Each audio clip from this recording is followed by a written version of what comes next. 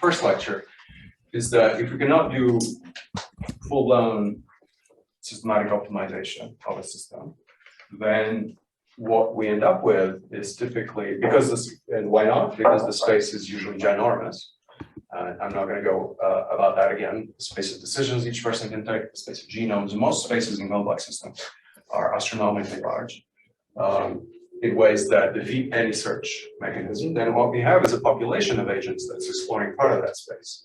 And that is a contingent phenomenon. And then you need to have basically forms of adaptation within that population that's sort of local. So they give you relative optimization in terms of some agents doing better than others, et cetera, but not absolute optimization that would give you statics. So what you end up with is something that has path dependence, there's diversity of approaches, there's typically exponential growth. We'll dwell on this a little bit.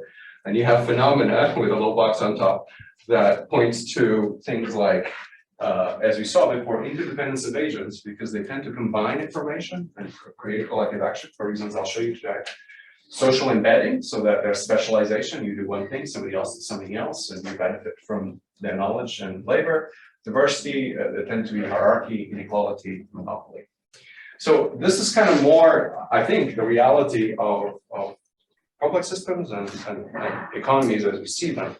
And sort of this realization, I think, has been there all along if you read sort of broad literature, of course, in anyone looking at the economy and society. But I think crystallized in some sense when we started looking at the kind of economic activity that show up with sort of this last generation of technology and information and communication technologies, all the web stuff, the internet economy, all these things kind of had these booms. Low companies became worldwide dominating companies, and now we call them big tech, but they didn't always be big tech. They became the largest companies in the world, but there's early on, a lot of entrepreneurship, a lot of instability, a lot of novelty, and a lot of things like path dependence and accidents that, who ordered Facebook? It's not a great thing. It's not optimal, but we kind of stuck with it because it has network effects. So I'll go over a little bit of that. So I'm drawing a little bit from my book, and I use the pink. You can get this online, I think, from the library if you want. I'll spend some time on chapter 9, and sometimes I'll point you to parts in the book where the material is more developed. So today, as sort of advertised, I want to start with something very simple. At least very simple as a starting point, which is that if you look at, so this is supposed to be GDP or national accounts or something, so total income for a large aggregate system like the Dutch economy or Europe or the US economy. And this is often modeled, because it works reasonably well, essentially by a growth rate. So this is, you'll recognize as exponential growth, right? That growth is proportional to the quantity growing, and there's something here that has dimensions of 1 at a time. And this is basically a growth rate. And this growth rate, when you look at the growth rate and you don't look at some other things, the growth rate tends to be quite stable. Okay, you'll see in a moment. It's a number that's more or less of the same order and quite stable. So this is a good number to try to predict, if you could. After all, it is the number that we spend all this, every news reels, right? Every 8 o'clock news and so on. There's somebody talking about this number. What's wrong with us? Why don't we know better where this number comes from? There's a lot of effort, of course, to calculate this number, and there's a lot of effort to affect this number. But I'm going to try to give you today a somewhat more fundamental perspective about where it comes from if you start with complex systems. Okay. Now, this noise, besides being somewhat stable, I'll show you in a moment what I mean by that with data.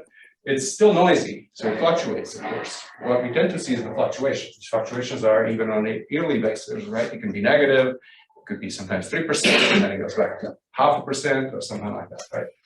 And it's scale dependent, so it's not the same number at the same scales, and it's variable somewhat. So you'll see, so different countries, for example, have different growth rates, at least for a while, and there are a lot of discussions about convergence or not within the European Union, for example, but also within people studying growth internationally across the nation. So it's stable in this sense. There's a great review by Chuck Jones, who's at Stanford, about sort of both the empirics and some of the theory of economic growth. And from that, there's this plot that you see here, which I think is just amazing. So you see what you're seeing there? It's logarithm of the GDP for the United States. The United States is often used sort of as a poster child for these things by US economists, should be said, but sometimes by European economists too. But what's interesting is that once you plot it this way, there's that dashed straight line there, which is basically a 2% line per year. So that's just the slope, right? And there it is, it's been there ever since the thing has been measured, more or less. And if it wiggles a little bit, what happened here, right? The 30s first, right? So there's a big dip. And then the war, yeah, exactly. And then a little bit of the post-war and the big recovery of the post-war. But it goes back more or less the same slope, which is crazy, right? I mean, who ordered that? So the doubling rate in this case is about 36 years. So it means that people born 36 years later will experience an economy, an income that's twice the size of the people who came before. And this is sort of the magic of exponentials, is that they take a little while, but boy, they accumulate, right? So this is one of the things that's creating a completely different model, right? So Chuck kind of, he does some more or less ad hoc decomposition of that in different periods. So you can see more or less the periods are here, but the idea is to cherry pick really some periods with great growth rates. So here's sort of the dot-com boom, or the post-war, sort of the golden years after the post-war. Probably, I don't know if in the Netherlands, I presume these were also the recovery of the post-war and so on, a time of great growth. But there are also periods that are a little slower that you can see here. Okay, including when this was done, the more recent period, post 2008 and so on, which has been relatively slow, at least in the Western world. Okay, so then I'm going to use a little bit this, which is borrowed from Romer and Chuck Jones, a review article that they wrote now a little bit over 10 years ago about what they saw, in their opinion. Later, 80 years later or something, Romer won the Nobel Prize for precisely studying this. So it's kind of he's an interesting person in terms of how he sees all this, but also how he sees economics, as you know, they're controversial. But I love the work also that just Chuck Jones has been doing. So in some sense, you can get a good overview of a lot of work in economics of economic growth. So here are some of the things that they call, you used to this, if you have a little bit of background in economics, what we call stylized facts. So these are more or less things that people agree on, allegedly, about what creates economic growth and what have been the characteristics of economic growth historically. So the first one is what we did last time, is that it's sort of Adam Smith's argument that the economy expands to the extent that there's a larger market. And that means many different things. It may mean that there's something like globalization, that countries and populations are now more connected across the world, but it may also mean that populations are more connected, as we discussed last time, within a city, for example, because it's denser, there are more exchanges of this and that creates also a bigger market. And so in both cases, but last time we did the second one, you will see that there's an extension of the market. The other thing that the market is also extending, and we're discussing this in the sense of COVID, is that technologies may extend the market in terms of realizing new connections that we can do before. So we're just in the middle of this technological revolution, where a lot of, for example, things that we now associate with the share economy were transactions that were hard to do before, for good and bad, right? But those allow you, in principle, to have more transactions. Whether those carry an aggregate increase in value or not, it's another question. But that's another example. So that's the first argument. It really all the way back to Adam Smith, and it's dependent on complementarities and visions of knowledge and labor and so on. Okay, so this is always present. Then this second argument is more an historical argument about the fact that historically there was not a lot of sustained economic growth that we could find. This story, by the way, has become a little bit finer, and I've even written some papers with colleagues about this in the past. But basically, we don't have sustained economic growth until about mid-1800s. It's hard to see that's kind of strong economic growth until almost, depending on the country, and that's Britain and the United States, and then other countries kick in quickly, including Europe and so on. But as they say, for thousands of years, growth in both population and per capita GDP was very small, and then it has accelerated, rising from zero to rapid rates during the last century. I'm going to show you that there's something very curious about this statement, because if you just look at the growth rate in a noisy exponential process, you may think that you could have a zero growth rate. That's what they're saying. But you can't, because the noise actually is defeating you. The volatility is producing actually a negative out of that growth rate. The reason for that is very simple. I don't know if you ever thought about this, but let me do the thought experiment. I hope it goes okay. So I'm going to give you $100, or I'll give us, it's €2, right? And I'm going to say that today your money just went down by 20%. How much money do you have? 80. Very good. And now, let's say tomorrow, your money going to go up. I know that's going to happen, so let's not doubt it, by 20%. So compensates for it. You get 96. So you're not back. So fluctuations actually in multiplicative processes, not in additive processes, which we're talking about exponential, so multiplicative processes, actually bring you down. So in order for that, which is always there, not to kill you, you need to actually have a little bit of economic growth that's compensating for it. So economic growth is there all along. It's just very small and often somehow is doing some good that we're not going backwards. But the phenomenon is kind of there. It's just it was not very strong. For example, for the Roman Empire, I calculated some friends based on a bunch of proxies. In the best of times, which is more or less 50 BC to 150 AD, you might have had something like at maximum, I think the number came up with 0.17% a year economic growth. So very small, about 0.2% economic growth. And so that corresponds to the time scale, right? So you know the rule of 72, that 1% growth means a doubling every 70 years, right? So if it's 0.1%, is a doubling every 700 years. So you don't see it, you don't feel it, you don't know it's happening. So it's probably there all along, but it's essentially unobservable and unconscious. So it's only in the 19th century that we started having a sense. Even Adam Smith probably didn't know there was economic growth per se, in the sense that we talk about it modernly. They wouldn't be talking in the news about GDP growth and so on. But they would see that some societies were wealthier than others, right? So this is kind of interesting. It just gets a little bit more to the math, and I'll show you in a moment why that is. But the fact that there's always a little bit of churn in terms of innovation and invention that produce economic growth, but also things that are kind of slowing us down is important. Then these are kind of not so important, I'm not going to use them, but there's variation in modern growth rates. But one thing that's interesting, and we were talking about this, Eric, in terms of ecosystems innovation, regional ecosystems, but I think there's a relationship here, is that the rate of growth per capita GDP increases with the distance to the technology frontier.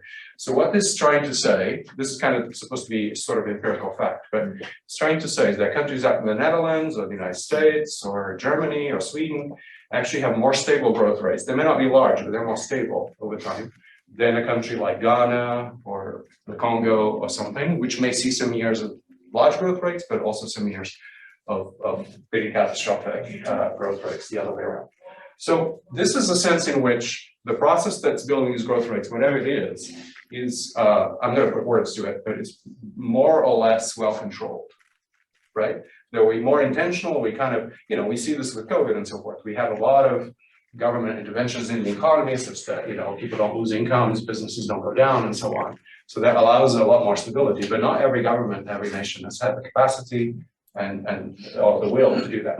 Okay, so that's kind of important. The fact that this is actually a controlled process where we're trying to produce an outcome and not have negative outcomes is important. And then some of these are basically to do with more where this comes from.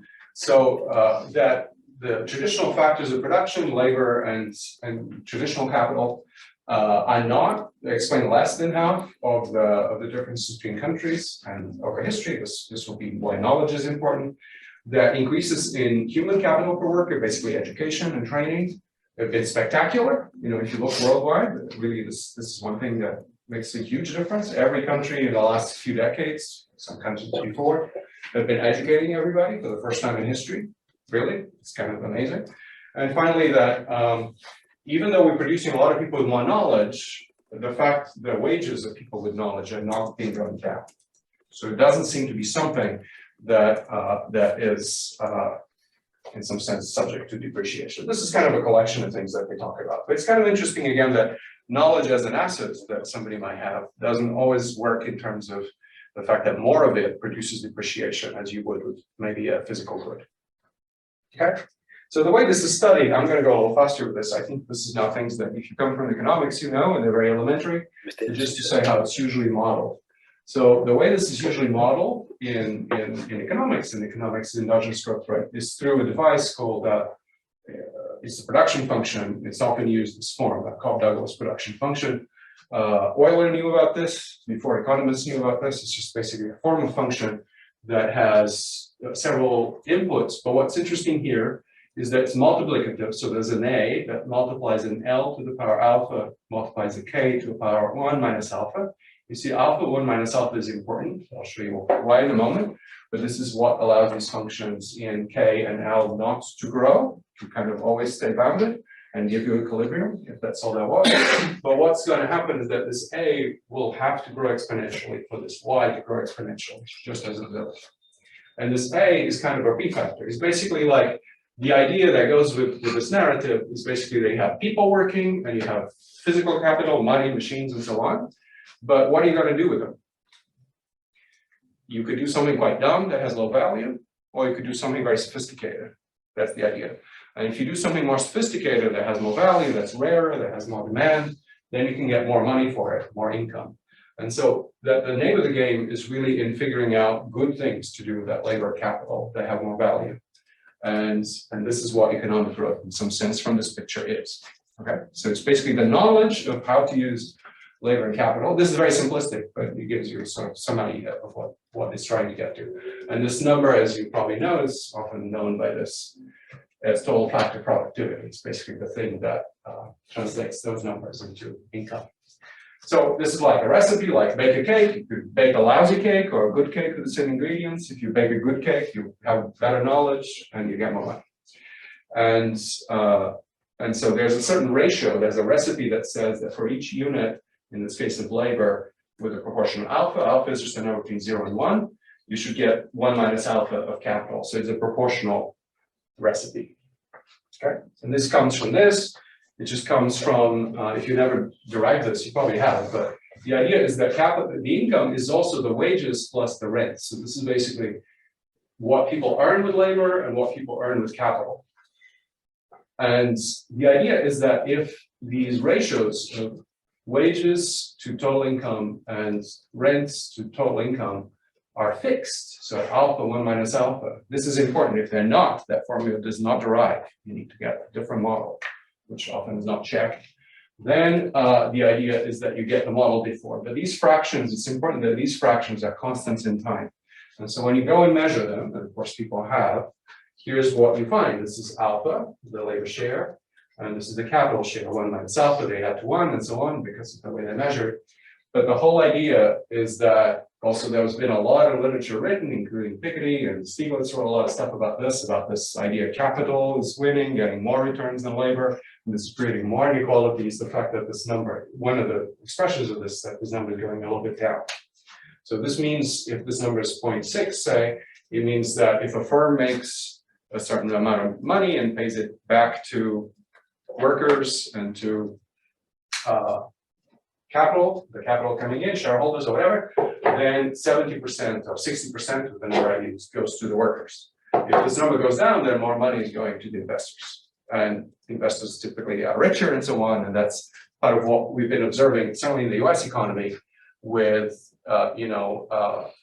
workers getting a small share of what happens. So, okay, so I want to go a little faster, but the idea is that so economic growth cannot come from increases in labor or increases in capital because these slow down because alpha is a number less than 1. It's just a math of a function like this. It kind of does this. And so this stabilizes the economy. You cannot just keep growing faster and faster because more labor, if you had more labor, like a place like India that has a lot of people, you can throw more people into the labor market, but this is not going to give you exponential growth. It's going to give you growth that kind of plateaus. So in order to have exponential growth, you have people, all that labor doing something different that's getting better. This is kind of the argument. Okay. And then the derivation of where you get that from, just to complete this, we can do this in a tutorial, if you will, is just using these ratios as constants and so on, going from wages and rents to labor here. So rents is the return rate from capital, and wages is total wages is the wage per worker. And so basically we get back to this form if the alphas are constants in time. This is the part that I would need. And so at the end of the day, what you have in this picture is that the growth rate, which is the derivative of the log of y, as I showed you, it's the slope of that line I showed you, that's 2%, is the derivative of A, so the growth rate of A plus alpha, the growth rate of labor, 1 minus alpha, the growth rate of capital. So you can get some contribution to the total from the growth rates of these quantities, but what you really want to focus, but this is just what's sometimes called extensive growth. You're growing the economy because you have more people or because you're throwing more money and machinery at it. But what you really want to do is this idea of intensive growth. How do I do better things with the people and capital that I have? So this is kind of what the interesting question is. And it's a question, if you will, this to connect both economics and then standard language and complex systems. The problem is sort of allocation. It's a question of deciding who to bet on, what kind of products will I build next year so that we do better, or kind of innovation a firm or an economy more generally may want to bet upon and not other things, such that it will have higher income. Okay, so as I said, a lot of this kind of was turned upside down as people started looking at economies, particularly the very fast economies that we're seeing assemble with this last generation. I think last generation is fair to say, of information and communication technologies that came with the World Wide Web and the internet and then cell phones and then all the things that have been coming over the last 20 years or so. And there's this very important paper and a bunch of other related papers that were more academic, but I like this one. And I put you on your reading list, right? Which is from Brian Arthur. And Brian Arthur, did he give a talk here? Yeah. He did, right? So I thought it would be a nice connection. I don't know if he talked about this or not. But his idea is that he wants to look at economies that have increasing returns. So this means that as I throw more labor and more capital, I see that the economy essentially is speeding up. Instead of slowing down and going to an equilibrium, is in some sense creating more possibilities. At least in the early days of the web, maybe now we don't think about it that way. But in the early days, this is what people thought was going on. And he wanted to know why that was. So, and the answer is various, but starts bringing in a lot of the ingredients we've been talking about. So he talks in terms of increasing returns to scale, that as the scale of the people in some of these apps like Google and so on is bigger, then the company accelerates its growth, right? So if you look at the reporting metrics for these companies, they're always saying how many users they have, even before those users give them money.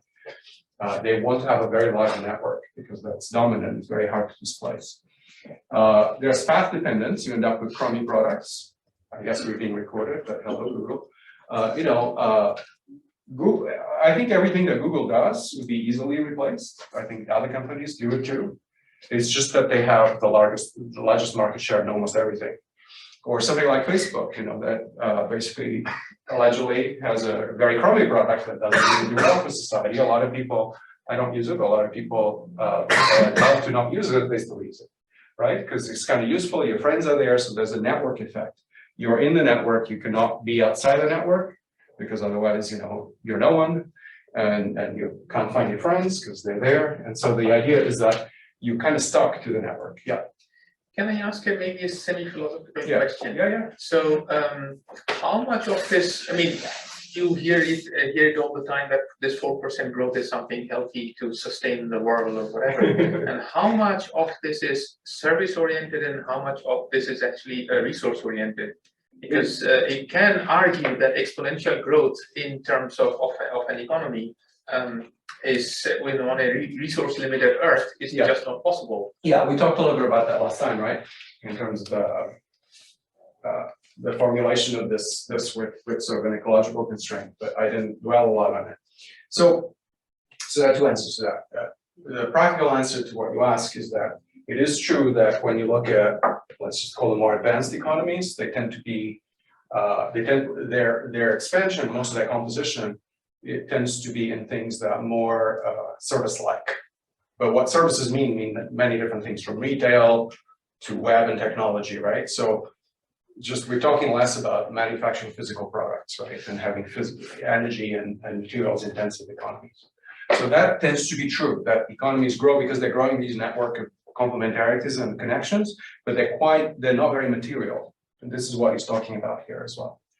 And so a lot of people wrote and proposed this idea of dematerialization of the economy, right? I think Buckminster Fuller was maybe one of the first ones to talk about this. But the idea is that can we imagine an economy of the future where, yes, we spend some energy, right? Because computers use energy, but in some sense, we have a lot less material flows and materials are recycled and so on. In that sense, you could imagine continuing to grow the economy. And that's essentially what we're doing already. If you look at the carbon footprint per capita of the US economy or European economy is going down, but we're still growing, and it's because of that. So that's the practical answer. So that it doesn't mean that you can go indefinitely, you don't spend resources, but it means that you're spending less resources in expanding the economy. The second part of your question was about indefinite expansion. That's more difficult to say. So the idea is that you're trying to get rid of unsustainable consumption of materials. Energy is always expended, but you could be more efficient. And to what extent can you turn that into an exponential process? We still don't know. That's the main problem. Yeah, I was asking also about the diversification of the in the sense of creating more and more professions, and then you can imagine that a lot of these things can be in terms of services. Yes, exactly. That's exactly what they are. You know, that's your experience in any city, right? More or less. It's the restaurant, it's the coffee shop, it's the craft, it's the experience of something. So that suggests that a large part of the, I'm only guessing as an outsider, large part of this 3 or 4% is actually service.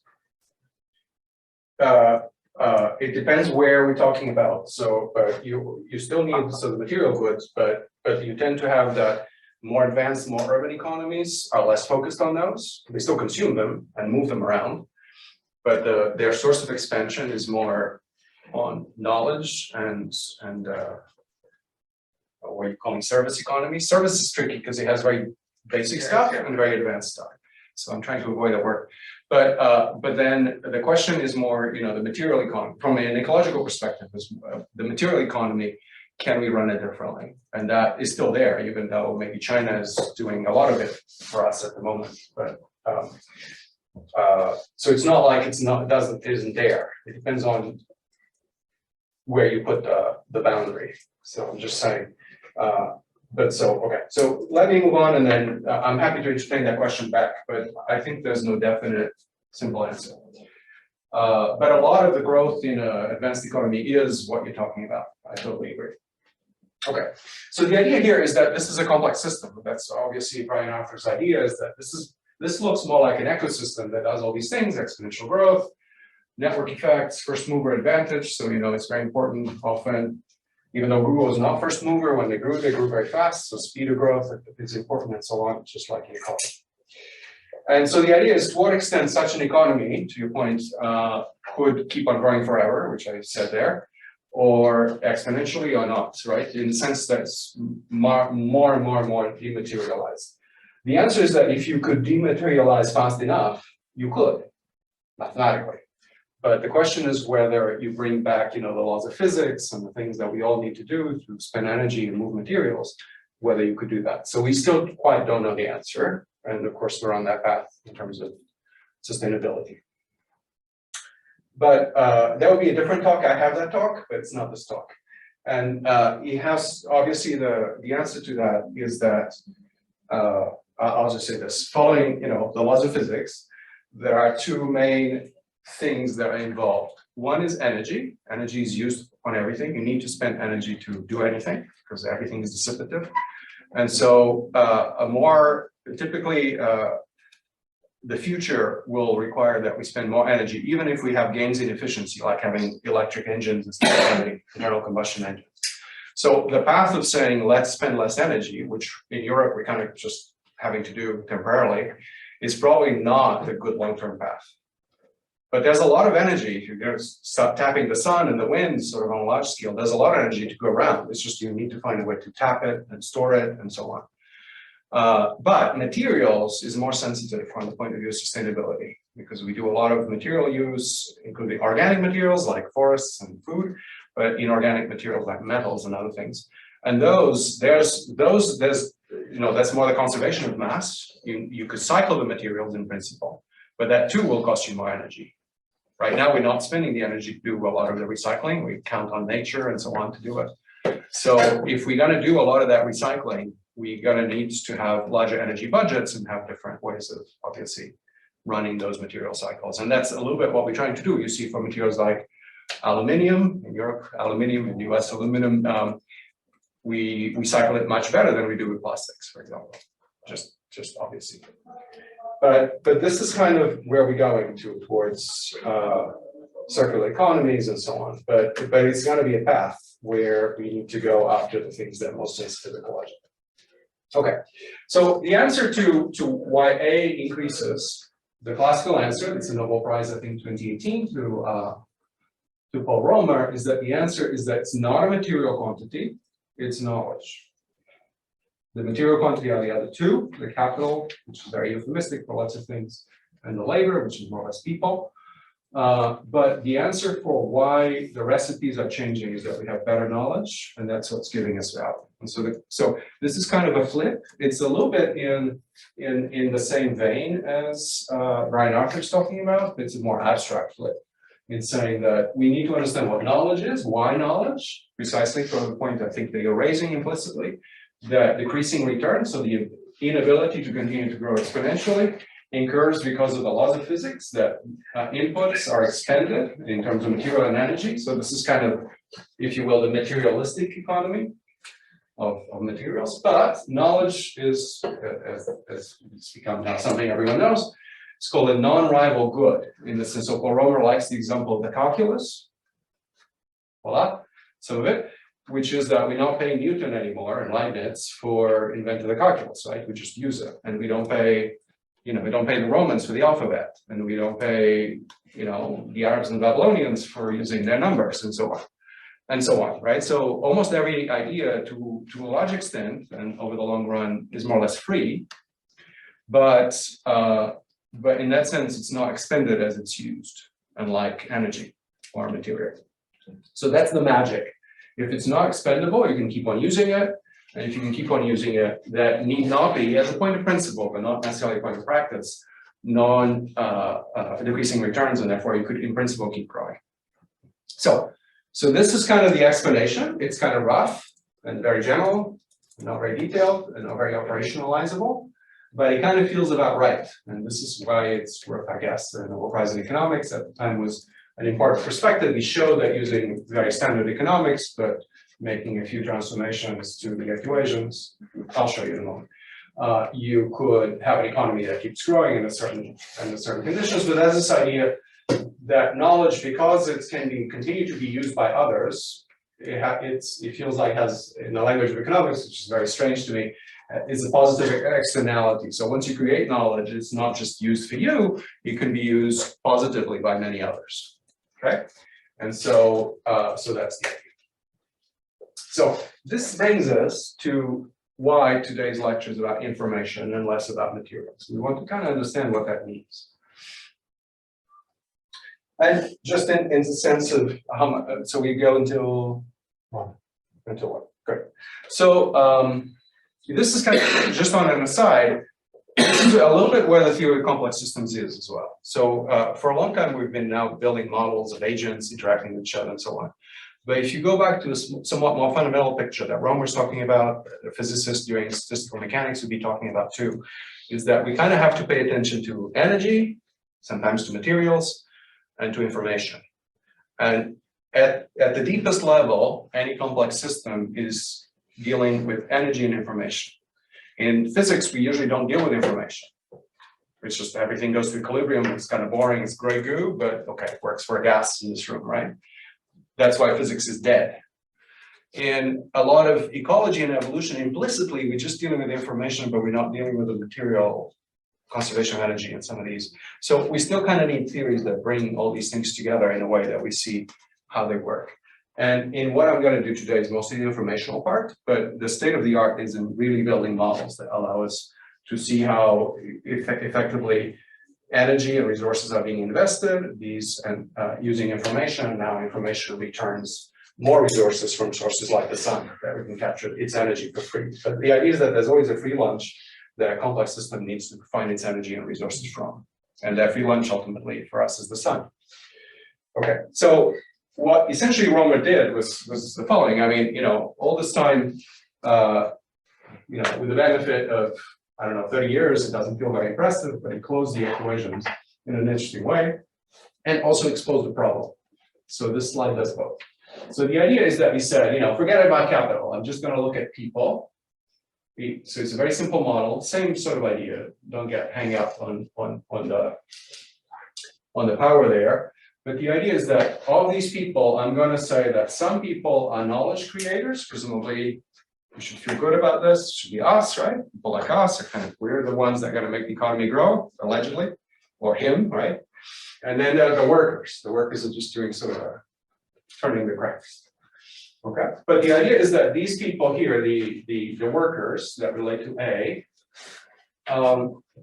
that basically the idea, if each knowledge worker is producing an idea per unit time, then the growth rate is proportional to the number of knowledge workers. That was his idea. So more researchers, more educated people, etc., the faster the growth rate somehow. Okay. Now, if you look at this, the population actually has been growing exponentially, right? Now we're about approaching zero growth, but historically, human populations have been growing at some rate. In the United States, about 1% a year still. So, and certainly historically, if you want to describe the history of economic growth, you have to take that into consideration. So if this is an exponential, so L, and therefore LA as part of L here, it's just a fraction of it, is exponential, and you put it back here, then the growth rate is an exponentially growing function. That's totally wrong, right? So it cannot be true. You see what I said? I didn't say anything too complicated. I just said that the growth rate of knowledge is proportional to knowledge workers, the idea that each knowledge worker is producing a new piece of knowledge at some time interval, right? It's just a very simple idea. But the population tends to grow exponentially. So the knowledge workers here are just a fraction S of the total population, so also grows exponentially. So when I put this back here, I get that, you can compute it if you want, here it is. But it means that the growth rate of income back there would grow exponentially. So that 2% is actually an exponentially growing number. That's not right? We know it's a small number and it's not growing exponentially. It's kind of more or less stable, as you saw for the US. So it cannot be true that just having more educated people producing knowledge one bit at a time and so on, this cannot be a good model of what's going on. That's just the conclusion. And it turns out it's actually very hard to try to, so then there were like 30 years of a quest of trying to identify where is this knowledge that's creating economic growth and what is it, who's producing it, how do we get more of it and so on. And, people tried everything from educated people to patents, to papers, scientific papers, to all kinds of other things. And all these things grow too fast. They're also growing exponentially. In fact, papers is the worst. We're as researchers, we're producing so many papers, crazy. So, so those definitely, the growth rate of the economy is definitely not commensurate with the growth rate of, or not being fed by the growth rate of scientific literature. So it's something else that's subtler, that's less kind of simple, that is somehow creating this effect. So that's more or less where the field is. And what this does effectively is that we got to unpack this. We cannot just write it like this, labor A, we've got to go in. And so, we may look at regional economies or look at individuals or look at life course of individuals to see how people, change their productivity or whatever it is that you're interested in. But in some sense, you need to go in and not losing sort of a sense of coming back and getting a number, but, how is it that we understand this process, right? This process is not too abstract. If I look at the growth rate of income, I'm going to ask about your income, right? I could say, is your income growing exponentially at 2% a year? The answer probably is no, not at least, I don't know, right? But doesn't feel like that. Sometimes you get a raise if you got a job. I mean, some of you are still studying, so it doesn't apply, but sometimes you get a raise, but it's not usually 2%, or sometimes it is, and it's indexed, but it's not necessarily that way. And a lot of this, of course, is tagged onto entrepreneurship and how well corporations do. So this is a conundrum that when you look at these exponentials, the things that people have used to try to drive this process are too fast And the economy would grow essentially as a exponential and exponential. So, yeah. Yeah, sure. Oh, go ahead. I'm just wondering, you started with saying that it was the combination of labor and capital, and how you combine it will create value. This led to the idea of knowledge. Yeah. But do you not just have a devaluation of knowledge? I mean, the amount of paper is not, Yes, of course. Yeah. I mean, Yeah. So knowledge also is not exact. So that's one way out. It kind of defeats a little bit Romer's argument that knowledge is special because it doesn't get spent as it's used. But for sure, there's some knowledge that becomes obsolete. And there's some other knowledge that doesn't, like the alphabet, right? And sometimes it changes form, right? We don't actually use the alphabet the way they used to use it on the stone, right? Now we use a computer or whatever. But it's still there as an informational token. So this is kind of subtle, right? It's kind of hard to know what is being devalued, what not. On the other hand, CDs and I don't know, other things have come and gone. So the idea of digital medium for music or whatever is still with us. So it's kind of, there's a lot going on. And I think this is kind of the consensus for the field before I tell you more, is that we need to answer what you're asking, what is this thing that is creating different allocation of the material resources in the economy, which you could ask for an economy, you could ask for a household, you could ask for a firm. And how is it that sometimes that does create more value or not? And how does that quantity itself get created? There's no doubt that there are broad correlations with knowledge and education and so on, but these are not like giving you an equation that tells you where the number comes from. Okay, you had a question? Yeah, two quick questions. First, when you were talking about information and knowledge and that sort of thing, I was wondering if that took into account any sort of storage, just in the sense of the energy required to maintain information, whether that's cellular or data centers or that sort of thing. And then also if in the previous slide when you were talking about I guess it was just labor and population, was there any consideration of like I guess with a lot of knowledge workers, there's this idea of, pensions or retirement funds or these investments that also kind of run the same duration as the knowledge workers' working lifespan. And I wasn't sure if that was considered because I didn't see capital in there. And so I was maybe this completely. I don't understand that second question quite. So if the knowledge workers are producing knowledge at a certain rate for a certain working lifespan, they are also, in a lot of developed economies, there's going to be a simultaneous kind of investment process as their pension or whatnot invests in, say, I don't know, infrastructure or whatever. And I wasn't sure if that was at all included. Right. I mean, in what I showed you is hyper simple, right? So all those considerations are certainly not explicitly there, right? But in the real world, they are. So the question is, how much do they matter or not? So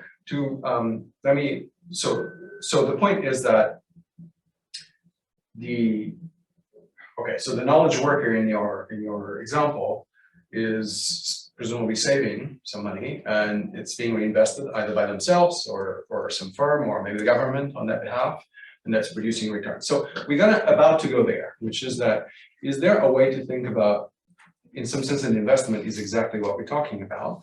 It's an allocation of a resource that could be used otherwise, presumably to something that gives a good return, right? So we're going to be talking about that, and that's where information comes in more clearly in a moment. So bear with me, maybe is not the context you asked, but at least the process will come up.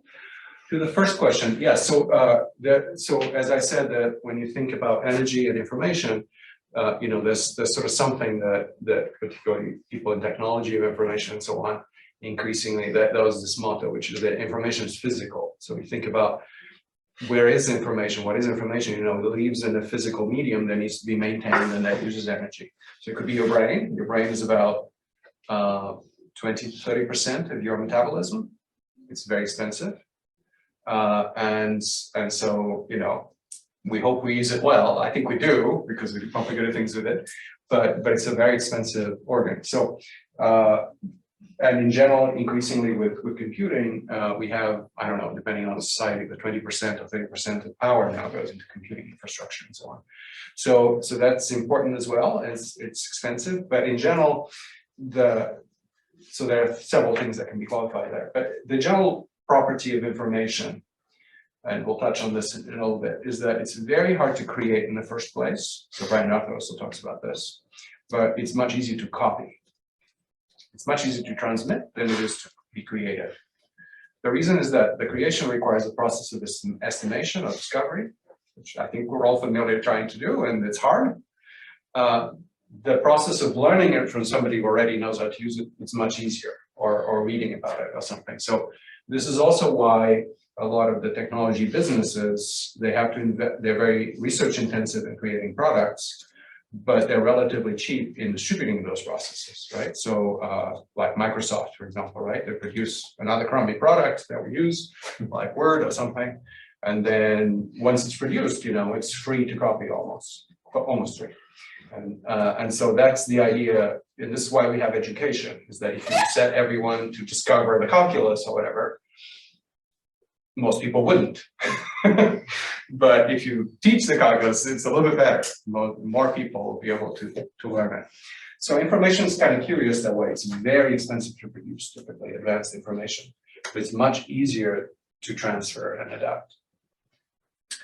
And so that would show up also as effort and material consumption of energy and so on. Okay, so I'm going a little slower, but so this connects us a little bit to cities and to what Bob Lucas is a professor at. This is kind of a turning point where people tried a bunch of things. They tried to think about human capital or external human capital as basically amplifying labor. So the idea is that you become a super person because you have better knowledge. That's what education is for. So you could do the idea is that you could count for the national income, you know, more than your labor would, the more educated you are, because with better knowledge, you can contribute more. I'll show you how that comes in the equations. But also the other thing is that some of this is the external part is talking about social relations and firms and social organization and so forth. The fact that a lot of this knowledge is not just in your education, but it's again back into our networks and the organization of firms, the organization of societies and so on. And the other important thing has been this idea about institutions, more about political and politics and law and so on, how societies are organized. This is a very, I put this here because Eric and I were discussing it a little bit. This became quite fashionable at some point, institutional economics. My reading of that literature is very qualitative. It's not to say that a country like the Netherlands that has maybe, you know, I'm going to say I don't live here, so I can say these things.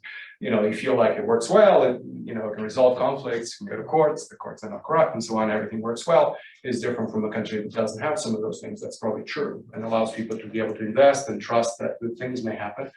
That's true, but you know, it's kind of a soft story. If you just connected this to what are the countries growing fastest economically, you would have to, you know, assume that China or Singapore or South Korea have better institutions than the United States, for example, which is usually the story. It's a little bit that, you know, the West have better institutions and so on. Okay, so this is kind of the story going back to cities. That a lot of this external capital is embedded in cities, but this was just the argument that if labor is multiplied by some H, which is basically the amplifying factor of your knowledge, of your external capital, then this can come back into A. It's just playing the equation. But this turns out, because it still has, you know, you still have to be growing this factor exponentially in order for this to have an effect. So this also doesn't work. There are many things that people have tried that don't work very well. So I want to take sort of a different tack and bring us back to a different set of structures in complex systems. And I go to what we left with your question, which has to do with how do we think about investments, and what's the role of information there. And this is a setting where there's a little bit more developed theory and where we understand better what's going on. And there are, in fact, bits of theory that are very curious, because I don't know if you know this, but there's in some sense well-developed theory for optimal investing. So what this means is that there are unbeatable investing strategies. They're provably unbeatable, that would grow your wealth or your resources the fastest than any other strategy on average. And the growth rate that comes out of this optimality is the information that an agent has on the environment where these investments are being done, namely, how often will certain outcomes come that have different payoffs. So you have to learn that environment, which is stochastic and unknown to begin with. So it's a very different perspective from the perspective of the agent that knows everything. But if you can learn that, the way, if you know that, if you know exactly when the sun's shining and so on, and set up your solar panels and so on, there's a strategy that's unbeatable in order to get that resource. So that's kind of interesting. I find it fascinating. It has a very interesting intellectual history as well that I like. So I'm going to tell you a little bit about it. And this is where information comes in. So I'm going to come back. Before I do that, I just want to put a little structure into how we're going to do this. So back to all this, I think my first slide, which is that we're going to focus now on the growth rate, right? Which is that number again. And we're gonna, look at mostly where that may come from and some of its characteristics. So there are some things I'm not going to totally say, but this I already mentioned, that this growth rate, because it's fluctuating, actually at least has two quantities of it, in fact. It has a certain growth rate on average, which is that slope of 2% that you saw before when I showed you that plot. But the fluctuation is also important because of this effect, that fighting your growth. Right, that of that you end up to 96 instead of back to having 100 euros. So this is called in financial markets in particular the volatility. So this is the average growth rate, the slope, and these are the fluctuations. So this is the standard deviation of the fluctuation, to be precise. And so this is so-called volatility. That's the language, particularly in finance, that people use. I think here you probably will know it. And this is kind of the average growth rate. And so you end up with a problem that if you want to maximize growth, you want to maximize this, but you want to minimize that. Okay. So you want to, if this is very small, for example, your problem is almost to do with this, bringing it down. And this is historically what a lot of societies had to do. They didn't have a lot of sources of economic growth, so they wanted to be actually quite controlled. Control is very important if you don't have a lot of growth, right? So this leads to all kinds of bad politics and so on. But it's important. And it's in some sense probably why some of the Asian economies did well quickly, is that they had a more controlled environment, if you allow me to say it that way. Whereas, for example, I don't know, at the moment, at least African economies or even Southern European economies are much more volatile and they kind of suffer. Some years are good, but then you have a big setback, right? And you're back, 10 years later in the same spot. And Europe has been a little bit sputtering as well, and we've been sort of in this regime where this is small. And therefore, these quantities you will see in a moment must be compared in relative terms. So when this becomes very small, you end up with a society that needs to really be very good at smoothing the fluctuations. But in general, what we want is to maximize also this number. So what I'll show you then is that there are issues of inequality. I'm going to gloss over those, but those are important as well. But we want to basically, as we maximize this, I'll show you in a moment, that you're maximizing knowledge for an optimal investment. So it's my attempt at answering your question. But whereas this has a different character, it's almost the opposite. This is kind of creative and learning. And this is almost the opposite. It's about control. It's about smoothing sort of budgets so that, you can get to pay your bill and keep your house and so on. So these, because these have a different character, actually they often fight each other a little bit. You have to think about them both in terms of a society doing both. And of course, modern societies, again, like the Netherlands, we were just talking about COVID yesterday and so on, are societies that are able to do both. They're able to minimize fluctuations when they come in, but they're also able to invest in knowledge and discovery and innovation that is creating sometimes instabilities, but those are good for growth. Okay, so these are not necessarily fighting each other literally, but they have a different character, okay?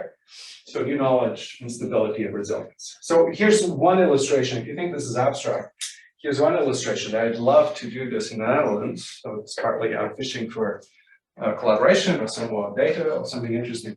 These come from the financial diaries. So this is observed not just for whole economies, but these are actually for households. So these people, I think I put the reference here, Hannigan and Murdoch, they spent a lot of time. They also did some of this work with the World Bank in other countries.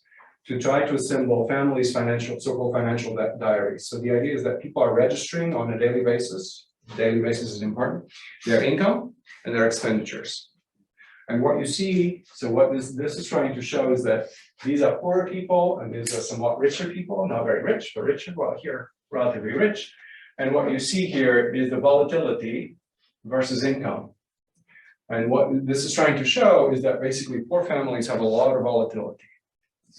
So they experience a lot of uncertainty. Certainly in the US, where there are fewer social protections, but the idea is that this is generally true. So part of the problem is that, so if you have a lot of volatility in your life, so your income's coming and going, sometimes it's high, but sometimes you don't have it and so on. Very hard to plan, to invest, 30 years out, the number that we're looking for. And so what happens a lot is that volatility itself is a trap against long-term thinking and long-term investing. So this data is actually pretty rough. It's just volunteer, it's done by volunteers. They have to assemble a cohort of people and so on. You see here, for example, why it's volatile in terms of income. This is just the income part. And a lot of irregular work schedule. This is because a lot of people at lower incomes have a lot of gig jobs, driving for Uber or, doing something that's not like a wage job with 9 to 5 and sort of fixed income. There are periods of unemployment. Sometimes they get bonuses or tips. There's seasonal employment in many cases and so on. So, so there's a lot of things that the last two actually, even though this is for households, you can think about in terms of companies. If you're investing, if you're in the market, right, you're also in a situation where you are in principle more exposed to volatilities that you don't control. So you have to deal with them and somehow observe them. So, for example, companies hoard a lot of cash when things go wrong in order to try to do that, which is exactly what a household would try to do as well. Okay. So this is important. I'm not going to dwell on it, but what people tend to do is stuff that you're probably familiar with. You have to save a little bit of money such that when you're hit by something, you can weather that. So this is sometimes called consumption smoothing or saving. It's just if you lost some money, you're not going to buy those tennis shoes or something, right? So you adopt. But this is a problem of poverty. It's kind of a poverty trap. Okay.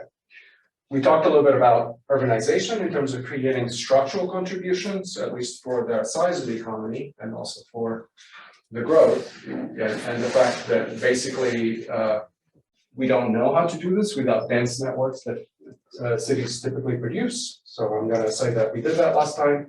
And today I want to more focus on sort of an individual perspective, or a household, if you will, of how is it that you learn to live and invest in a stochastic environment. Okay, so the picture is something like this. Here's our hero. You have to imagine they have a life to live. This is not very good, but it's like time geography, you go around, right? So we're talking about this too. Stuff happens, some stuff you seek, some stuff you can do, some stuff is hard for you to do. But stuff happens, so you have a certain agency, but there's also an environment that throws you surprises, sometimes good, sometimes bad. And then there's a cumulative picture where you're accumulating information, you're learning about how it works, but you're also hopefully accumulating maybe money or resources that allow you to keep going, and maybe if all goes well, you can save and so on. So this is a picture that increasingly is becoming important, not only as a modeling device, but also for policy. I think it's the third time I'm going to tell the story, but I was talking to somebody at Statistics Netherlands.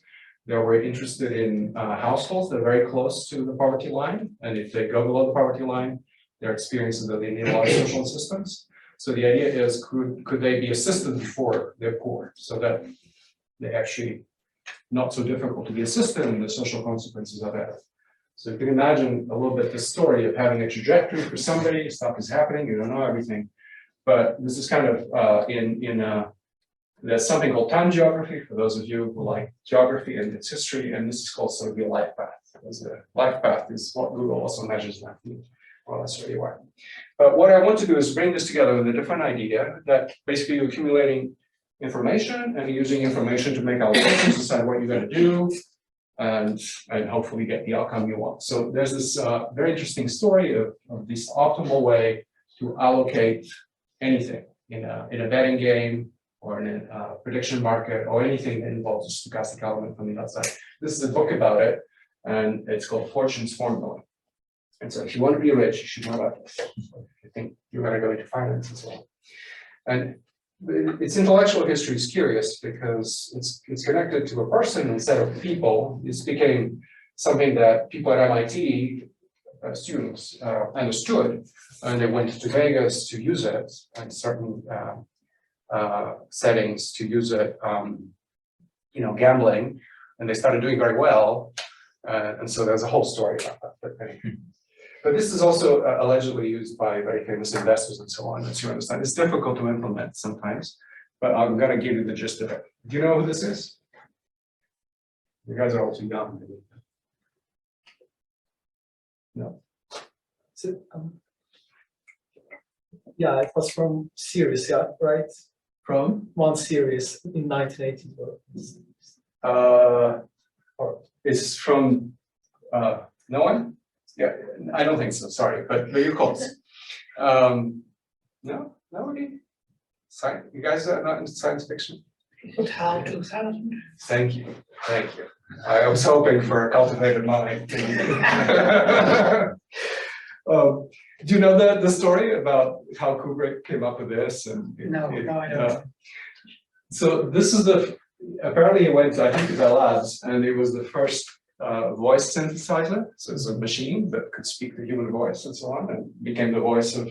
So just for context, for those of you who are listening to us talk to each other, 2001: Space Odyssey, very famous movie that you probably have seen it, and there's an AI called HAL, and basically this AI is one of the first AIs in science fiction, so in the movie, and it's kind of. It's deep because it's it's paranoid and has feelings and it controls the ship, and the whole thing is really about that in part.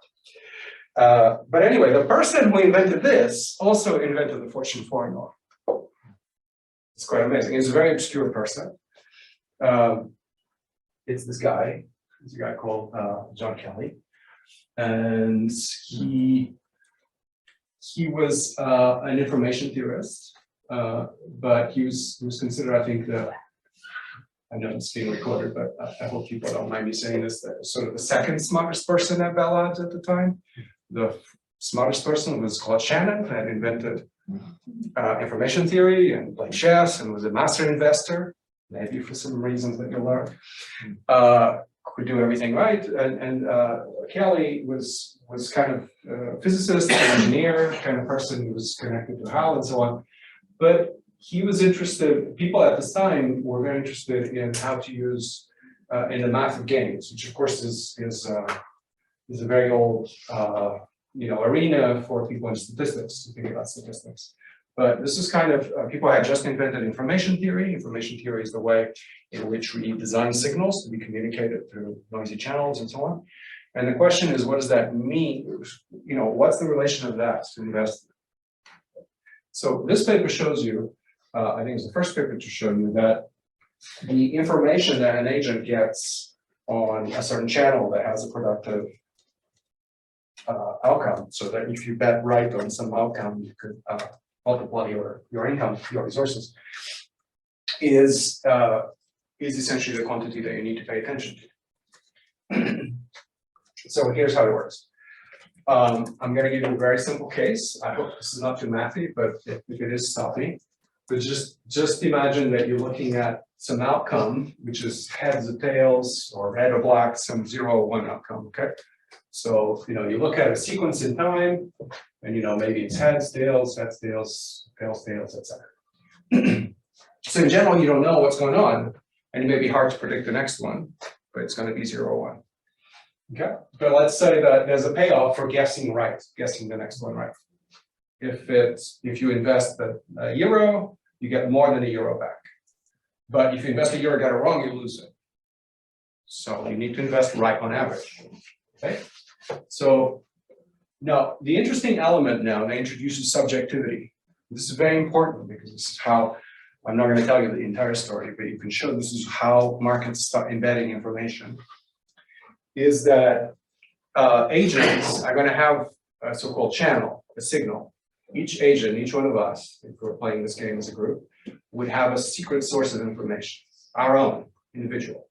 It could be that it's all the same, but in general, it's our own source of information. It could be that our past experience, or it could be that we had a friend that gives us a tip or something else. But so each person has their own. And these are called sort of the signals, S. So for each outcome, let's say you have a signal that tells you, oh, next time is going to be 0. Next time is going to be 1. Okay, so here's sort of a sequence. And so, and then you just say something very simple that given some, this is the money, the euro, the R that we're going to invest. And then given the signal, you're going to invest on a certain outcome. So if the signal tells me it's 0, maybe I'll invest in 0. Okay. And the idea is that this is just a way of encoding an allocation strategy, and this thing adds to 1, right? Okay, so each step of the environment, we do this, and so the idea is that if I get it right, I get my initial money times the allocation. So suppose I invest like 50% of my money, so this would be 0.5, and then times a number greater than 1. So this means I end up with more money that I receive than the money I invest. Yeah. What is B? In red, B. What should Where is it? on top, on the right, top right. What should B be? Ah, okay, sorry. I don't know why that is there. Sorry. I think it came from a different slide. I apologize. Okay, so this is maybe a little mathy, so I'm just gonna jump a little bit ahead. So if you do this in several steps, you basically have the allocations times the returns times the original money. But basically you see that what happens is that the original money is the original money. So what you have here is a sequence of bets and returns. And if you take the logarithm of that, so this is just all multiplying, you get something that adds up. So the average in time over bets of the logarithm of your growth rate, so this is a familiar quantity that we want, is just basically now the expectation value of the log of those things on the probability of the events. And so what's interesting about that, so sorry that is a bit mathy, but if you want to maximize this, the way it's written without the signal, then the best you can do is to put the probability, you should invest proportionally to the probability of events. So if it's red or black 50%, you invest 50% every time, but if one is higher, you invest higher relative to that proportion, 60% or something. It's called proportional betting. And what happens is that the growth rate then can be calculated as just this. This is called the entropy of the environment. So this means that the environment is very uncertain. This number is bigger and your growth rate is smaller. But in general, this has to do with the structure of returns. Okay, so it allows you to basically start computing what these things are in this setting. But the answer is that this is called embedding, this is called fair bets, that the returns are actually proportional to, this is called a surprise, how unlikely a state is. So it's 1 over the probability. And this is what bookies try to do, is to pay off relative to the inverse of the probability. But they don't know the probability, they just know what people are betting. So, and this then, with that choice becomes this, and it's just the entropy of the signal. And if you put this back here, it means that even the optimal investment gives you 0 growth rate. So you actually cannot grow your money. So you can only, and it's just like going to the casino kind of thing. Even the casino didn't take a share over time. All you know, the profession, if you don't have inside information, you are gonna lose. The best you can do is break even, right? So this is kind of interesting. This is a little bit related to markets and the condition in markets that the market is perfect, or there's perfect competition for firms. In that, in the end, in economics, if you're familiar with the optimization, it means that actually then no one makes any profit. You just pay the bills. So I know it's maybe not transparent that this is the same thing, but there's sort of a mapping if I were to show you a certain model for a market. So what this says, continuing down the same path, is that you can only make money if you have better information than the market, than the bookie. You have to be smarter than the crowd. If you do, then you can beat the market, and effectively you're getting their money, right? It's like a market where people are losing and people are winning. So this is just basically what fair bets mean. So I'm just going to jump to this in the interest of time. So if you this just generalizes it. I'm sorry, I put too many of these mathy things. So if the probability of allocation is not quite the perfect one, then it's even worse and so on. And you can write that in terms of these pullback Liebler divergences are basically measuring how close to probability distributions are related and so on. But these are quantities that are positive, so that's what you get. So if you have a special private information, this is called an edge in markets and in betting, then you can actually have a signal that gives you information. If that signal gives you some information above others, then you can have a positive growth rate. So what this does is to set up an arms race of information, right? So if you're playing this game, you've got to go find better information. Otherwise, you shouldn't play it. But then everybody's trying to do this. So in some sense, it forces the population to learn. And this is in some sense a version of what evolution also does. If you want to stick around and not go extinct, you need to keep sort of improving relative to the environment. It's just a way, it's not exactly an evolutionary model. It's related. Okay, so just to show you what Fortune's formula is, I think this is my last sort of mathy thing, is that now there's the conditional on the signal. And if you ask, how do I maximize that thing? I now allocate conditional on my signal. Okay, so before it was just E and now it's conditional. So it's the probabilities of the events that I know, that I can see. Okay, and then the growth rate is is basically this, which I wrote there the other day on the tutorial, which is the information on average over many trials that your signal has on the environment. So if you have information, if you can predict it above average, then your fortune is going to grow. That's what it says. So this forces you to enter sort of a situation where you can play a game in some sense better than the average, or at least better than some standard in the background. And if you can do this, or if you can go discover a good signal, if you can go discover good knowledge, or if you can learn it, then you can be growing your resources. But you see that what's doing the growth is the information. Okay, so and this too, you can kind of say, you know, how do you get to having that information? Often you need to learn it. There's an optimal way also to do learning. I don't know if you're familiar with this. The Bayesian learning is optimal, cannot be beat if you want to use that knowledge for prediction. I also had it there. I'm sorry that I'm not going into this in detail, but this is very interesting because ultimately all models of AI, all models of statistical learning are Bayesian, and they do something like this. But Bayesian learning is also very slow. So for estimation, your knowledge improves as 1 over the number of observations you do. So it takes a lot of observations to improve your information significantly. This is why just acquiring knowledge, even in optimal conditions, is very slow.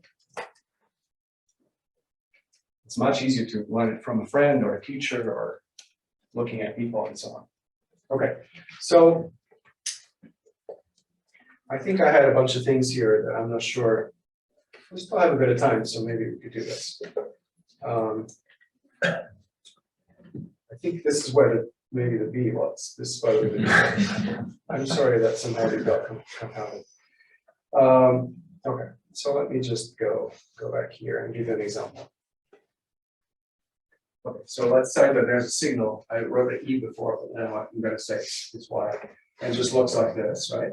And if you count them just for the sequence, you see that there are as many zeros or ones, so the probability of each is 0.5 or 1/2. And if you look at the entropy of the signal, which is the expectation value of the log of the probability, which is 1/2, then this is 1. This means there's 1 bit in the signal. There's one question. Is it 0 or is it 1? So information theory is also asking questions that are binary. You know, one way to think about it is that there's something I want to ask you. I don't have that slide out of it. I think it's amusing. You may not, I don't know if you're familiar with information theory, but basically the quantities I'm showing, this mutual information, is essentially it's the number of questions that you can ask about something. So are you familiar with a game called 20 questions? Yeah, everyone is. So, okay, just to say it, it's a game where one of us is think of something, anything, a person, be a thing, be a living creature. And then the other person has to ask yes, no questions in order to guess what it is. And the idea is that there are up to 20 questions. Okay, so just think about that for a moment. In 20 questions, you can ask about anything, and you should be able to guess it.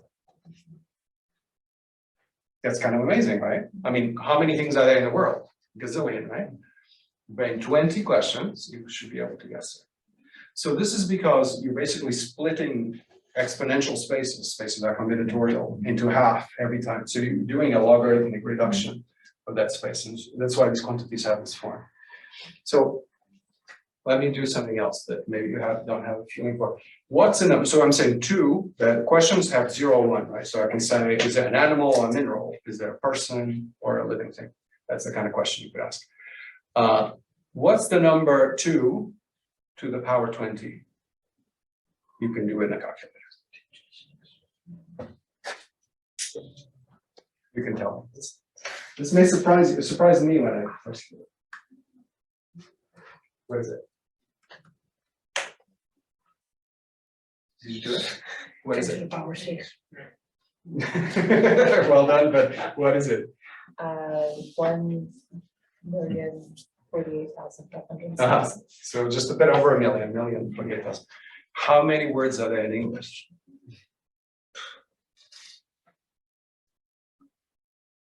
I mean, there's no answer, by the way, right? But there are dictionaries that try to map them all. It's a little less than that. So anyway, things that can be named, 20 questions work pretty well. And English is a pretty big language because it has a lot of people talking and saying many different things. But I think if you go to the Oxford Dictionary or English Dictionary or others, it's something like 500,000. But you can check all that. But it's of that order. So it's kind of interesting that that the spaces of information are very large on the one hand, but can be characterized by a relatively small number of questions. And this is kind of the nature of information. If you ask questions that kind of split the spaces systematically in 2 or whatever number, then you achieve exponential compression of information. So a lot of what's happening here is quite different from what we're used to in sort of more physicsy world of materials and energy. Okay, so I was going to tell you, okay, what is the next? So here's the game. So this is what is B, or what is A. So here's your signal. And here's your thing you want to predict. And you get A, B, blah, blah, A. What should that be? What's the Y under the question mark? Right. And it's easy, right? Because it's just a mapping from 0 to A and 1 to B, right? So no uncertainty here. It's a different language, by the way. So this is kind of, I use a different symbol just to say, it doesn't have to be the same quantity. Okay, so obviously sorry, it's kind of slow. Okay, so then perfect prediction, and here's all the quantities there I was writing there. How about this one? So you have a tip from a friend as well, a tip before. What is it? I put some lines there just to guide the eye to help you. So your friend is the signal, and this is what you want to guess. The point is that it's a little noisy now. Your friend's not perfect. What should you do? Seems like 0 again. Yeah, I just messed up the previous one a couple of times, right, where the best line is. So your friend is no longer perfect, but it's still guessing most of the time. That's part of the point in reality. And so, okay, so that's just the same kind of game. It's already there at the bottom, right? But it's a perfect prediction, and the entropy now is of the signal given of the environment given the signal is now not 0. And sorry, it's kind of weird. It's a weird way in which this is written and done, so I have to do this differently. But basically, it's still worth it looking, paying attention to your friend, because he's not a bad predictor. It's just is not a perfect predictor. Okay, so this happens all the time, is that in many ways the model that you may have is incomplete in the sense of not giving a perfect predictability, but it's something that's getting better and still worth using. Okay. So, so this is the point I already made, that when you're looking at something like, if you're playing a game like this, of course, you could have a very large growth rate. If you go to a casino, you know what to do, you can get rich quickly if they don't bust your kneecaps. But basically the idea is that if you have a 2% growth rate, you basically are growing every 36 years, you're doubling every 36 years. So there's a generational time scale, which Eric and I have been playing with us when we look at cities and so on, and other things. It does take a time scale sort of like that to see fundamental transformation. Okay, but this was just the theory of how an individual makes an investment by having to learn opportunities in the environment, right? It's quite abstract. So what I want to ask you now is just a couple of things about, whose knowledge is it in the production of complex things? So this goes back to Adam Smith as well, but now we're talking about production. When you think about an airplane, like it's a jumbo jet, it could be, I guess I should have picked an Airbus maybe, but I think the Dutch are not so invested into that. But anyway, many people, right? And whose resources. So the point is that there are often advantages in terms of combining resources, obviously. You can put your retirement in a pool or something, right? What does that do, by the way? If you put your retirement money into a pool or investment fund or something like that, you're not necessarily being super smart in terms of its allocation. It's going to be allocated by the fund manager or something. But what are you doing by joining your resources with others? Using that. Exactly. So you are in some sense playing to lower volatility. So that's the pooling of resources. What about the pooling of information?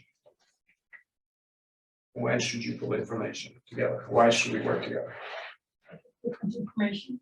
Exactly. Particularly if we have different information, then maybe you can build an airplane, right? Or write a paper that it's going to be a hit or something, right? So it means that we have to have information that fits together towards a certain objective. So but this has a somewhat different character because the information is more specific and the complementarities need to be discovered often, right? The money in the investment fund, you can just throw it in, but you may care about the size of the pool or something, right? According to statistics at least. But here it's more like, do you know how to make the wings and I know how to make the wheels or whatever it is, right? You kind of need to know what that is. So in complex systems, what you see all over the place, right? In living systems, but also in society, is that we're doing both. We're pooling resources together and we're also pooling information together. And any enterprise, like obviously a firm, but also the national government or a community, has different types of allocation. Some are more for wearing volatility out so that we do better, right? I help you help me, etc. Others are actually about creating new enterprises or new forms of collective action that resolve new problems, or at least problems that no single person can resolve them together. And both of these give you a glue, a force, if you will. It's not quite a force in terms of physics, but an advantage in terms of the pooling of information and resources. But the most understudied, because it's a little bit more complex, is the pooling of information, right? And it's kind of hard to predict. And once you see it, you see it. But it's very hard to predict, how you're going to assemble the airplane if you've never made an airplane, right? And this is why it's path dependent and so on. And it's very sensitive to, if you've written a paper with anyone, or if you've done anything sort of creative with anyone, right, that we have a tendency to glorify one of the heroes, right? Somebody gets more credit than somebody else, right? But when you put information together, it's often hard to say how important was somebody's contribution or another, right? If the airplane didn't have the wings that you contributed, it could have beautiful wheels or engines, but it wouldn't fly. So with information, it's typical that each piece matters, or at least a lot of pieces really matter. It's a multiplicative process, a little bit like what we've seen. Whereas in a fund, having a little bit more money or less is less important. It's more of an additive process. Yeah.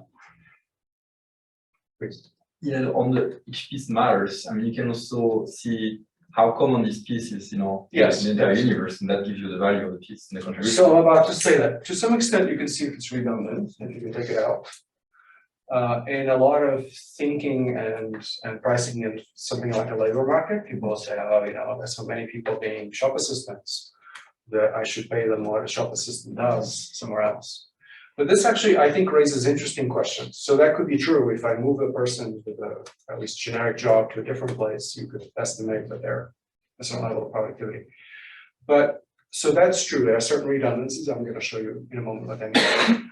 But then there are also circumstances when the knowledge that somebody has and brings is much amplified by the environment they're in, so that you cannot trade them across environments easily. We were joking about, you know, a rocket scientist, right? Just, you know, if you rocket science, there are not many places that do rocket science. You know, I grew up in Portugal, so a lot of people in my generation went to get PhDs and so on. I know it's better, but it's hard to go back and have a place where the knowledge that's quite advanced that you acquired, right, is useful back in the old environment. And this is a problem that happens all the time, right? So there are circumstances in which the knowledge is actually very specific and very central, and it's very hard to compare. And there are, and this is when the synergy, this part of complementarities becomes very important and quite specific. And then there are other examples where there's a little bit more redundancy, where you can move some pieces around and hopefully the system would become more or less the same. It's a good question. I think a lot of labor markets work under the assumption of replacement.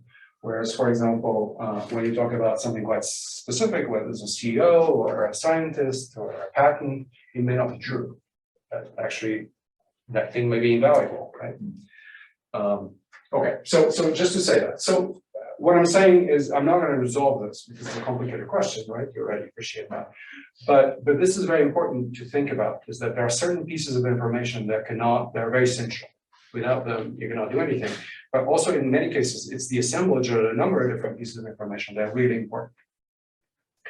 And so this is kind of how information works. It's not additive. Okay, let me say that again. If you think about energy or mass, right? Energy, you could, or money, you give him one more euro, another euro, you know, I know what happens. It doesn't completely change my situation. But with information, it's not like this. Information does not add up, most of the time. And this is kind of why it gives a clue for collective dynamics. So the point is that the information where, you know, many states of Y, sorry, I keep changing these things. So if there are many states of Y predicting some X, then this is generally larger or can be larger than the sum of the information that each piece of Y has on X. And the circumstances when that's true, which are these ones where we collaborate to do something new that none of us could do, right? That's what this is saying. Then those are interesting because they create sort of a glue for collective dynamics. Right? So I wrote a paper a while ago about this when I first realized it, but this is something that people have been doing in information theory, but it's not used much in complex systems. It's been used a little bit, but it's this idea that I call it the rules of information aggregation. But the question is, if you bring two pieces of information together, does your, you know, what you know and what I know, just to keep it in that folksy sense, do we know twice, you know, do we know as much as the addition of our two informations? Do we know less because we're redundant? Or do we know less than the double? Or do we know actually more? It's possible that we end up knowing more than the addition of the two pieces. And that's very interesting. It's where we got the airplane. Okay, so this is kind of, this creates something that's nonlinear. And if you think that you go back to that production function, you had an A, right, which now we're saying is knowledge. So I'm going to say it's information. I'm saying now, I'm giving you an argument for why the aggregation of the knowledge in society is nonlinear, because we end up having these strong complementarities that allow the Netherlands to do, I don't know, very advanced agriculture or certain kinds of investing that other societies that don't have the pieces and assemblages cannot do, even if they have some educated people that can do some of it. But the change can be, the change from having it and having only pieces can be tremendous.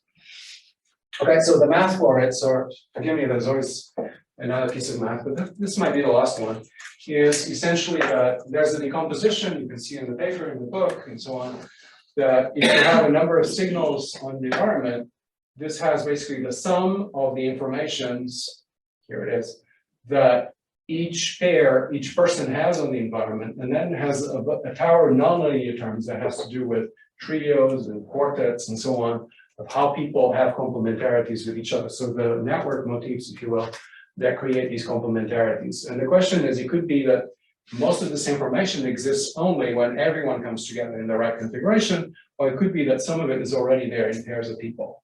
So this is kind of the question. It's hard to know to begin with. But for two agents, well, it's easier to see even that this is right on top. what you get is something simple. So this is easy to see. So there are only two now, for example. So there's the information that number one has on the environment, the information that number two has on the environment. So this is how each one of them can predict it or not. And then there's sort of an interaction term. And this interaction term, you have to trust me here, is the information that one has on the other, so that I know how you're going to behave, minus the information, this is kind of the coordination term, that each one has on the other, given the problem that we're solving. So it means that if we're building an airplane, we're going to behave in a certain way. But if we're not building an airplane, we're going to go about our lives and do whatever we do. And when we coordinate our activity because of the airplane, if that is important, then this actually becomes, this can embed more information. So embedding the information essentially in our mutual arrangement.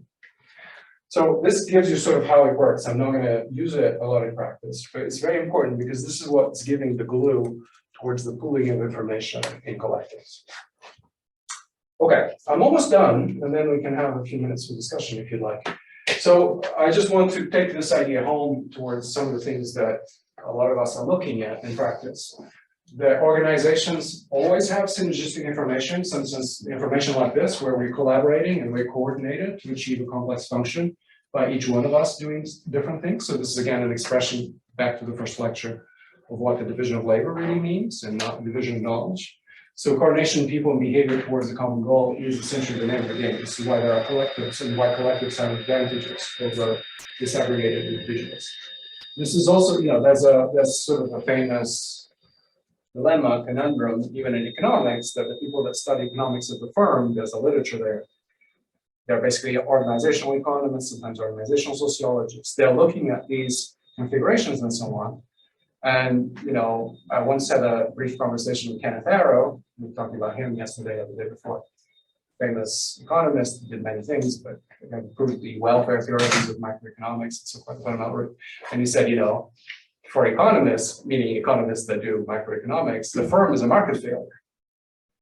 Because the market's failing to coordinate people through the market. Suppose that in doing your job, as some people do, right? You just show up in the market and now you do a job every day. Some people do that, right? But for most things that are complex, you cannot do that. You have to have a firm or an organization that allows you to have a certain predictability of relationships to build an airplane, right? So, so that's one example. So it's not just a market mechanism, it's one that involves finer structures, not average structures. Information can be redundant, so you can have people doing the same thing, and at least from the point of view of information, you get rid of some. So that is familiar, and it's also important. And then the diversity of information, sort of maximal synergy, if you want to maximize that quantity, is what gives you maximum growth rate in a collective. So when you pull information the right way, you can discover new problems that have new payoffs, basically. And so it follows that maximum information, maximum growth rates in the economy require maximum synergy and maximum diversity and complementarities. So this is where the structure of the economy, the division of labor, the things that embed knowledge and allow these things to, in some sense, express capabilities and seek opportunities becomes important, and doesn't become amorphous, it becomes structured. Not for efficiency, not even for justice, but even for collective growth, right? So often we think that this is more to do about investment and so on. This is an argument for the embedding of knowledge in complementarity structures and so on, based on this kind of approach to growth rates. And this is also sort of what you see in ecosystems. You have very specialized creatures, complicated relationships. You wonder why the heck these different creatures do what they do, but they form this very complicated web of life that's capable of creating a rainforest or something. That's a different kind of thing, but in essence, it's similar. And then I just had a little bit this slide because Eric's also talking about this. Is Eleanor Ostrom's approach to how people self-organize into collectives in ways that are not necessarily economic. And, there are advantages and disadvantages to certain kinds of cooperation. This is not from the point of view of information per se. Most of the things she was interested in were the preservation of resources. So it's more often from the point of view of stability and sustainability. But when you have a larger system, it's harder to basically coordinate people because there are more costs of coordination, and it's harder to discover complementarities. And if you're producing wealth and growth, you need to redistribute it so that people want to stay in the system and not go somewhere else, right? And not just give it all to the CEO. So that's also important. And it's not easy, that's another theme, but so just highlighting a few, not going through all this. When things are very mobile and not stable, then this is bad. But if you start creating culture and ways in which people trust each other and are willing to work together, then this is good, because then you're willing to together trying to find how we help each other, and hopefully being able to understand if there are positive rewards, then I expect to receive something like my fair share, right? And so on. So the fact that it's important, that people are motivated to do, the fact that people can use their own agency is interesting. So this is an argument that may or may not always apply, may not apply in a firm or in a different kind of regime politically, but that often in the long run, organizations that do well, they have to discover these synergies, and they have to allow people to want to discover knowledge that may be useful in collectives. And so in some sense, this free collective choice rules are often important in respecting agency. So this is where a lot of more philosophical positions also come in. Okay, so this is more or less my last slide of the importance of knowledge and information in complex systems. If you want to take it to the economy, you can. Is that because knowledge sets the growth rate, not just the baseline, it's kind of more important than resources themselves, because it sets the dynamics and creates these exponential amplifications. So from that perspective, knowledge is almost always more important than capital. Capital is more redundant, it's a material thing, that's another way of saying it, whereas information is not. It's more special, harder to get, and amplifying. So knowledge is actually, in some sense, the part that we need to figure out better how to embed it and so on. But knowledge has this enormous value, but this value is collective. It's often for all the people that can tap into that knowledge. It's not just for the creator or for the company. So this is why it has these positive externalities that Romer is talking about.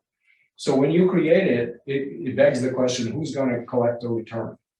And almost always this has to be done at a larger scale, through society, like a nation, or even internationally, or through a city and its many firms. It's very hard that's contained to the very small part that produces it in the first place, at least over the long term.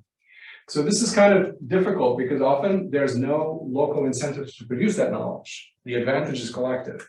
So there's sort of a bit of a trap of how to do that. Knowledge producers are not able to capture its full value. So this is the same idea. So it's sort of a public good. That's why education and libraries and many other things are in some sense often administered by public institutions.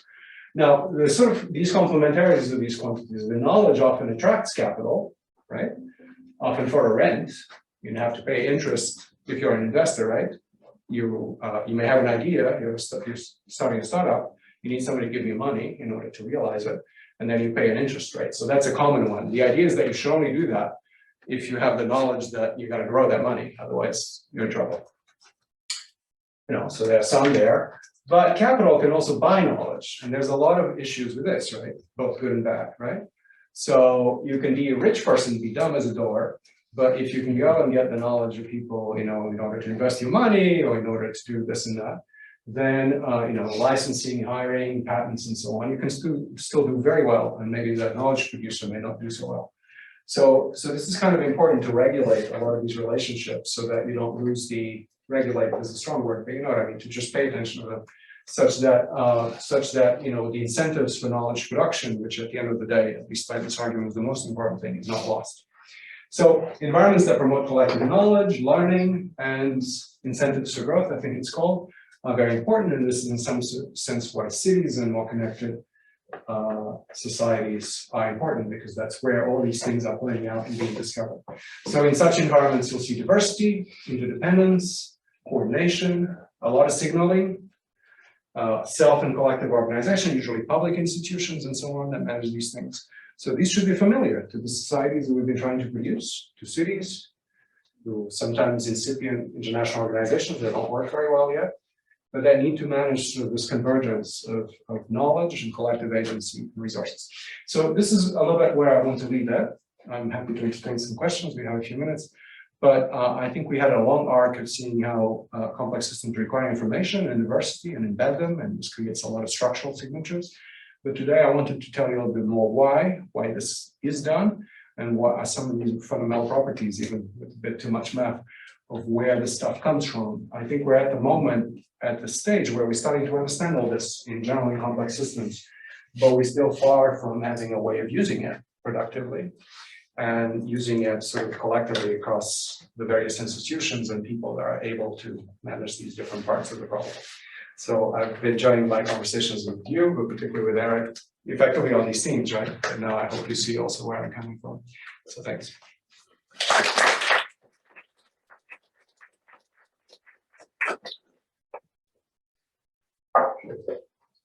All right.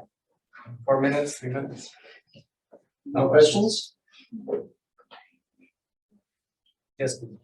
So I would like to ask you about what would be the caveats of these propositions that you're giving, because I'm thinking, for instance, this applies in a place like the Netherlands, but if we think about, I don't know, some slum in India, Right. is aggregation really going to do anything with this collectivity? Because it kind of reminds me of this paper of the development economist Harry Chan about ersatz development. Mhm. And he gives the example that if you have, I don't know, 10 engineers and you give them some capital that they can start, I don't know, repairing equipment or do whatever they want individually, it's never going to be the same as though if you were to put them in an organization and allow them to maybe produce something like a technology for a plane or something. Right. So it's about also this aggregation, but Yeah. you have to have some level of institutional workings in place. So it really promotes this so it really sparks this what you're mentioning. So I agree with you fundamentally, but I'm gonna also disagree just a little bit. So I agree with you that obviously the ability to coordinate knowledge and resources and create something new is very dependent on the environment that people are in, the incentives, but also the stability, the payoffs and so on, absolutely. And it's in particular, to just say that more specifically, it seems to be very hard. It's very hard to do in environments that are less developed, it seems, right? Which is both, it's both an indictment of the problem of development as creating such structures in order to get to a different place, but also is telling you that the state of being less developed is often a state of less collective coordination of knowledge and resources, typically. So having said that, I think that often, what I hope I was doing today here is to give you a little bit of an analytical tool, a bit of an analytical eye to go back to your slum in India, to other circumstances and think about it. I work a little bit in those environments too. And what I see there tends to not be, there's a lot of coordination, actually, a lot of self-help, help of people and their neighbors and so on. And there's a lot of typically civic organization towards getting services or dealing with lack of services and so on. But these are typically not in the economic realm, not in so much in entrepreneurship. Sometimes it is, but people have typically very micro entrepreneurship. But it's in dealing with politics, it's in dealing with services, it's in mutual help. And so it's more of a coping strategy often than it is something you extrapolate to produce an airplane, right? But what I'm trying to say, you know, and actually a lot of community organizers are conscious that their political power of the community like that, even though very poor, is collective, right? I mean, this is like socialist writing of many kinds, but also a lot of people writing about community organization, reflecting on it, that the power of the collective, if people organize and express their need and express their situation, can maybe generate a return in terms of that political recognition, perhaps the level of services that they have and so on. So this happens a lot actually, but it's not in the economic realm, always. So my question is towards the economic realm, obviously. Yes, so then you need, okay, so the answer is a little bit more, well, okay, so part of the answer is that if that's your starting point, it's very hard to have people being entrepreneurs if they don't have water at home, if they don't have power and so on. So that's a series of things that allow people to even function and have time and then acquire knowledge so that they can come into these complementarities having something to offer. And that's difficult. That takes a whole set of preconditions. that are to be developed often through public institutions and social organizations and so on. But I'm saying the mechanisms that are not being used in the social realm are actually quite similar to what we're talking about. It's just they're used for a different objective. And I think we shouldn't discount those because often, I mean, you've seen this, I think, I don't know, I'm guessing, but you see that often these structures that are built for mutual support and for social organization in the neighborhood often are then co-opted, have been co-opted successfully in some cases for economic entrepreneurship, like micro saving and people vouching for each other, or small investments in this and that. They're often actually, they're not resource intensive, but they're intensive in social capital. They exist there for other reasons. That has been the way in which a lot of these innovations in building maybe a bridge to a more economic realm has come in. It's tapped on the social complementarities that are there for other reasons. So I think that that's a good way to think about it. That's the analytical tool, is that think about how people are generating any kind of collective dynamics and action. That's also what Eleanor Ostrom was doing. She was working with small scale societies mostly. And then think about what would this look like if they were building, maybe not an airplane to start with, but some kind of collective, more economic endeavor. Could that be co-opted into that mode? I think we're saying that the structures and the payoffs and so on, the complementarities of collective pooling of resources and information are more fundamental than economic entrepreneurship. That's one form of it. That's what I'm trying to say anyway. So you should look for the continuities that not necessarily within the economic realm, they exist there maybe for other reasons. It's very hard in such societies, I also grew up in a society more of those characteristics than the Netherlands, to start with the government at a large scale, tell everybody what to do for various reasons. The government also usually doesn't have capacity. It's often, and increasingly these strategies of development, to have people extrapolate social support and collective action for civics into other realms, and also produces a better society. Yeah. We have time. Yeah. No, thank you so much for the talk. Really fascinating. I think one of the key ideas is that economies grow because of deeper division of knowledge, and deeper division of knowledge is enabled by urbanization, technology, globalization. That's the point you were making. I think it's very, very central to understand growth. I completely agree with that. Now, empirically, we see this trend of 2%, which is surprisingly stable. Yes. Right? Even though these events of globalization and technological change are not stable. Yeah. So we can imagine that there can be a lag, but even through a lag, you should see some kind of bumps. So how do you think about it? Well, I think to try to understand what I think you described just now. Well, you'd have to understand, what these bumps are, right? You have to kind of say what they are. If they are, I don't know, changes in inflation or growth rate or scarcity of certain resource like energy now, I don't know what it is, right? Or a financial crisis. So these tend to